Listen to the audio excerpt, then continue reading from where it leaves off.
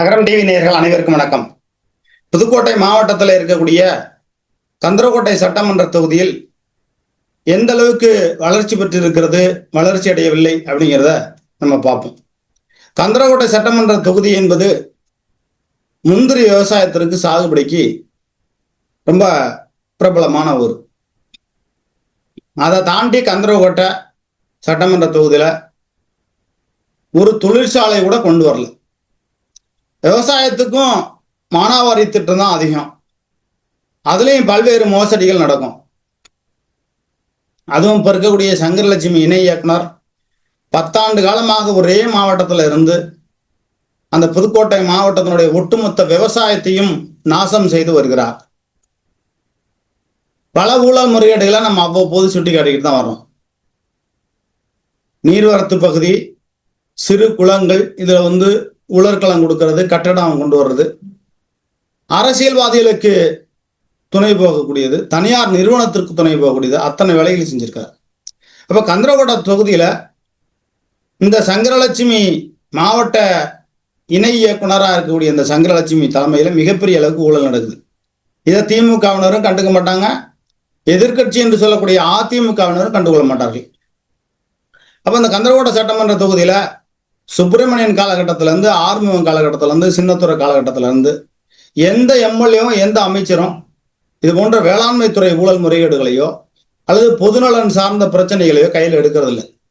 அதுக்கான சாத்தியக்கூறை கண்ணு கட்டின தூரம் இல்லை.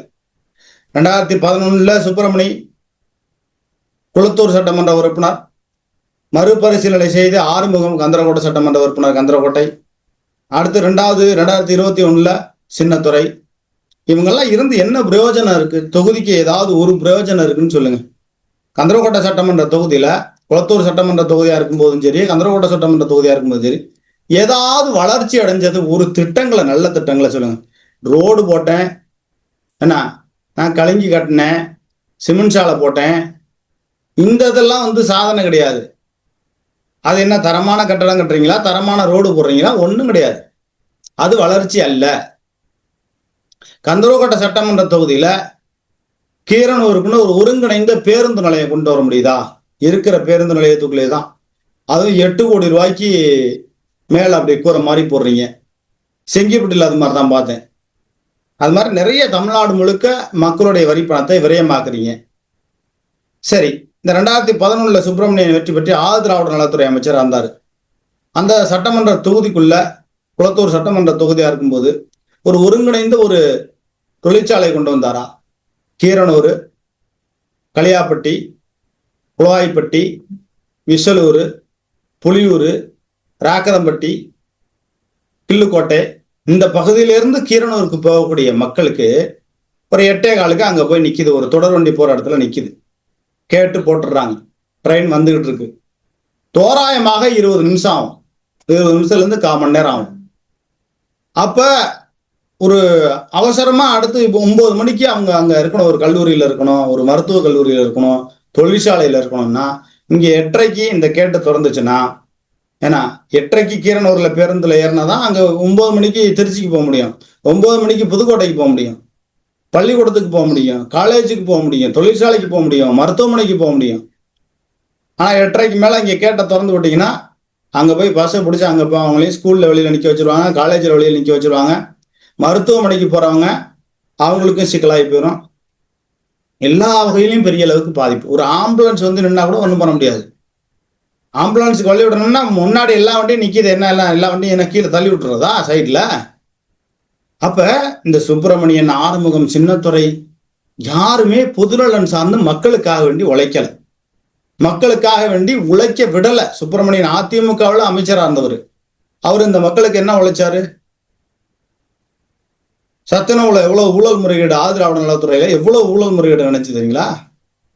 ஆறுமுகம் அவரும் அந்த அளவுக்கு தான்.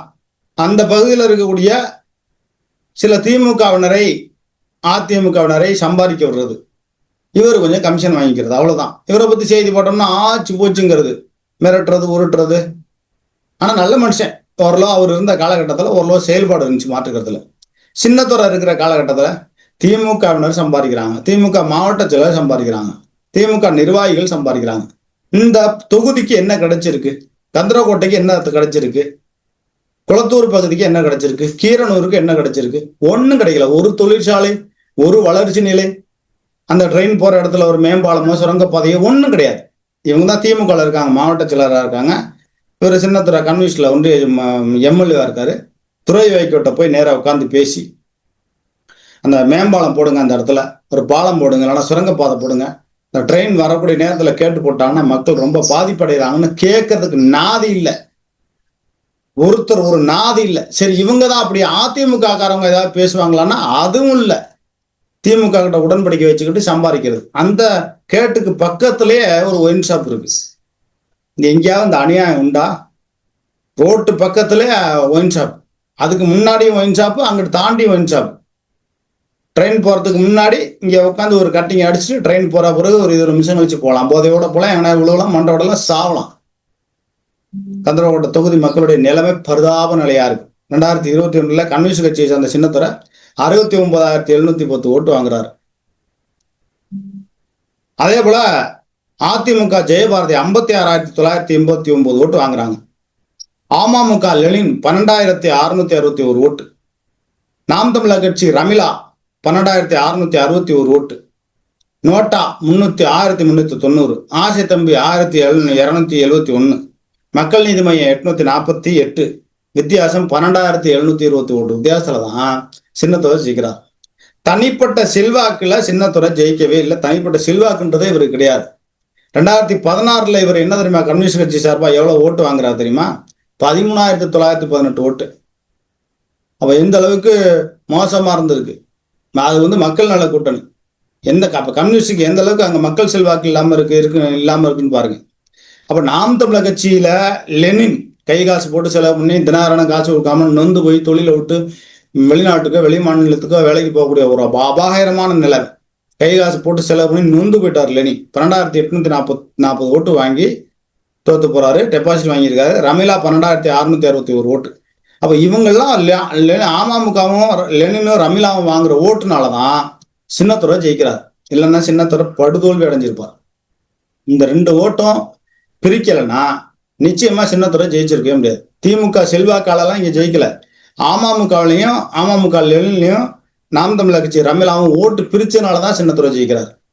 இல்லைன்னா சின்னத்துறை திமுக கூட்டணியா இருந்தாலும் சரி, எந்த கூட்டணியா இருந்தாலும் சரி ஜெயிக்கிறதுக்கான வாய்ப்புகளே கண்ணு கட்டிய தூரம் இல்லை. இப்ப இந்த காலகட்டத்தில் 2011 சுப்பிரமணியன் அதிமுக 67,128 ஓட்டு. கவிதை பித்தன் திமுக 47,429 ஓட்டு. சுப்பிரமணியன் வாங்கின ஓட்டு 67,128.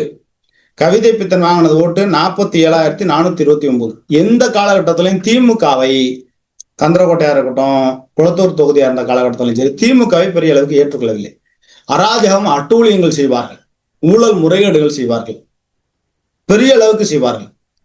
ஆனா அன்பு செல்வன் இருந்த காலகட்டத்திலே திமுக கரையேறல. அந்த கந்தரக்கோட்டை குளத்தூர் சட்டமன்ற தொகுதி இருந்து பொழுது அன்பு செல்வன் அவர் சம்பாரிச்ச காலகட்டத்துல மாவட்ட ஊராட்சி குழு உறுப்பினர், அதாவது மாவட்ட கவுன்சிலர்னு சொல்லுவாங்க. 1 கோடி ரூபாய் சம்பாரிச்சாரா, அவர் 10 லட்ச ரூபாய் எடுத்து வச்சிருவார்.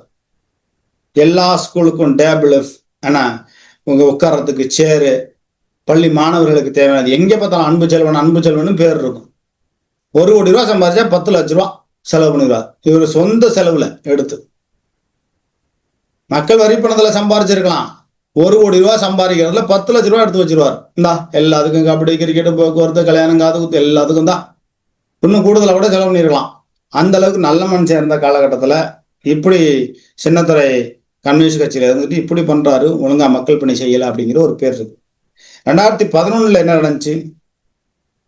இந்திய ஜனநாயக கட்சி செல்வராஜ் 2,974 ஓட்டு. சுயேட்சை ரத்னம் 1,357.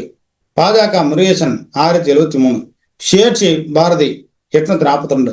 ஆசை தம்பி 824. சித்ரா 714.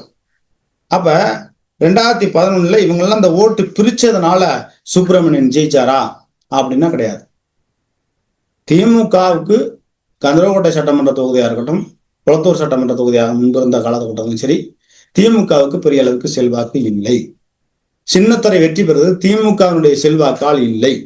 சின்னத்துறை வெற்றி பெற்றது அமமுக லெனின் 12,840 ஓட்டு பிரிச்சதுனாலையும், நாம் தமிழர் கட்சி ரமிளா 12,661 ஓட்டு, கிட்டத்தட்ட ஒரு 25,000 ஓட்டை பிரிச்சிருக்காங்க. திமுகவினுடைய அதிமுக ஓட்டுகளை இப்படி பிரிச்சதுனால சின்னத்துறை எளிதில் வெற்றி பெற்றிருக்காரு. அவ்வளவுதான்.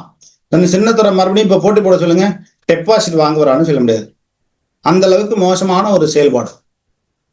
கந்தரக்கோட்டை சட்டமன்ற தொகுதியில வருகிற இந்த 2026 இந்த சட்டமன்ற தேர்தலில் ஒரு நல்ல வேட்பாளரை தேர்வு செய்யணும். அப்படி நல்ல வேட்பாளரை யார் போட்டி போட போறாங்க, உத்தரவாதம் கொடுக்கணும். நான் கந்தரக்கோட்டை சட்டமன்ற தொகுதிக்கு வந்தால் ஒருங்கிணைந்த தொழிற்சாலைகள் ஒரு 3 தொழிற்சாலை கொண்டு வருவேன்.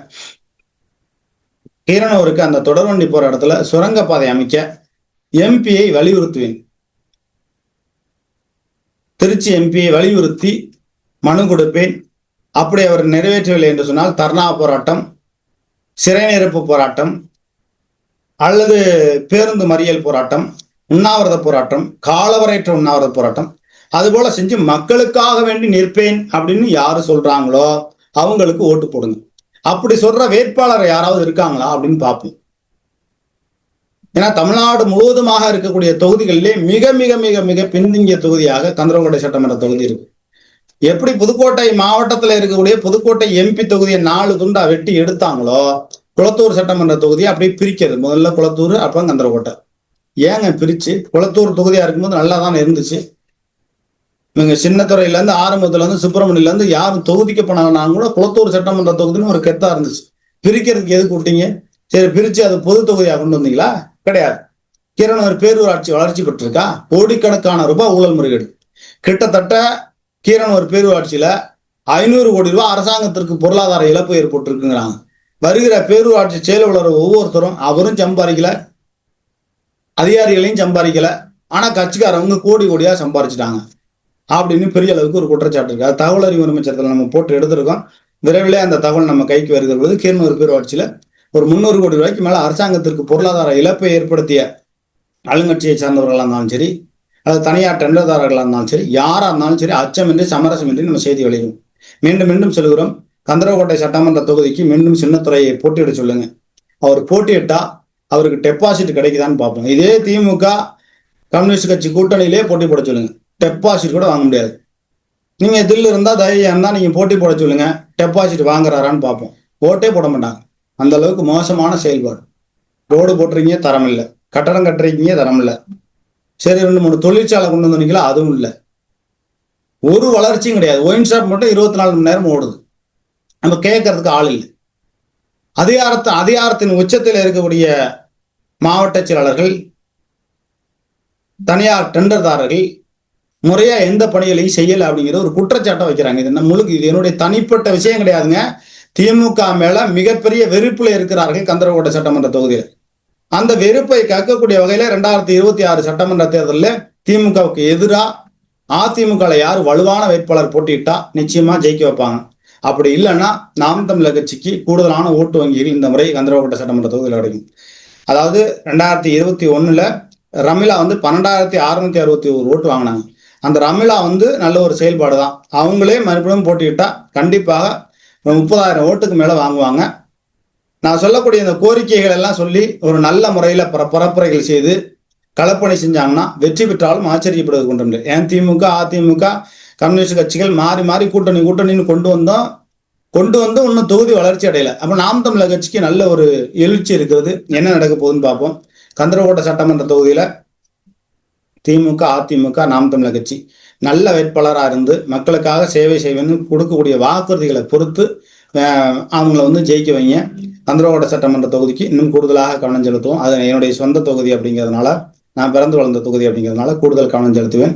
உங்கள் பகுதியில் நடக்கக்கூடிய நீங்க எந்த பகுதி, கிள்ளுக்கோட்டையா இருக்கட்டும், பெரம்பூரா இருக்கட்டும், வீரக்குடியா இருக்கட்டும், வாலியம்பட்டியா இருக்கட்டும், அல்லது கந்தரக்கோட்டை பேரூராட்சியா இருக்கட்டும், அந்த பகுதியில அரசுக்கு பொருளாதார இழப்பை ஏற்படுத்தி ஊழல் முறைகேடுகளை செய்யக்கூடிய ஆளுங்கட்சி கம்யூனிஸ்டுக்காரர்கள் யாரா இருந்தாலும் அவர்கள் சம்பந்தப்பட்ட செய்திகளை நீங்க எனக்கு தொடர்பு கொண்டு கைபேசியிலையும் பேசலாம், ஜூம்லையும் நீங்க ஜூம்லையும் அங்கே இருந்த இடத்துல இருந்து நீங்க பேட்டி கொடுக்கலாம், அல்லது நேரில் நம்ம ஸ்டுடியோவுக்கு நீங்க பேட்டி கொடுக்கலாம். நல்ல கருத்துக்களை, நடுநிலையான கருத்துக்களை லகரம் டிவி எப்போதுமே செய்தியாக வெளியிட்டுக் கொண்டிருக்கிறோம். தொடர்ந்து ஆதரவு தாருங்கள். நன்றி, வணக்கம்.